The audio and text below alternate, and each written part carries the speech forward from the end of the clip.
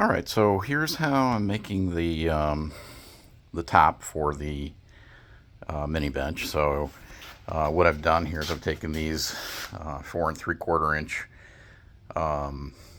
wide by I think 1 3/8 pieces of cherry, and I have wrapped that top that I've shown previously, and you can see that big wide dado in there, and basically that's just going to go and get put on the end, and these will get sandwiched together, and I'll glue it all, and glue will be what really provides the strength, but I'll put a couple of those brown screws in on each end.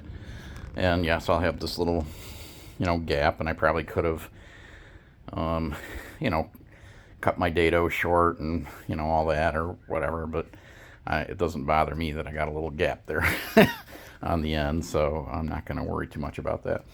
Anyhow, so we'll wrap this on all 4 sides, and then I'll put this divider in here.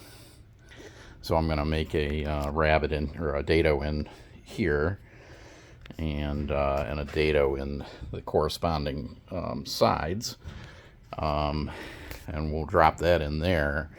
And essentially what that will do is it will stop the feet from the mini bench from sliding forward. And then this will be a little like toolbox area here at the end of the bench. So, the bench will be setting it here, and then you can put your tools and, your hammers or planes or whatever in this little box. And since it's got this nice 2-inch wall here, it'll just hold that stuff in place, even if you're moving the bench around. I did go ahead and put these casters on. And the way those work is you just flip that little lever down, you step on it, and it raises up the bench and on top of a caster, and allows you to roll it around. And I went ahead and I put these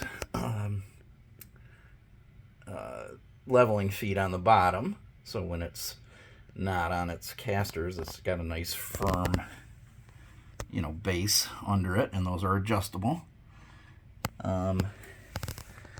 So that will allow it to sit still. And then I bought these sandbags. These are like for using with like an easy up type of canopy, and they fit just nicely in the box here. So I got 4 of those, and that should add about 80 pounds of weight. Actually, it's got, these have gravel in them, so they add about 80 pounds of weight into the base, which should make it really nice and firm.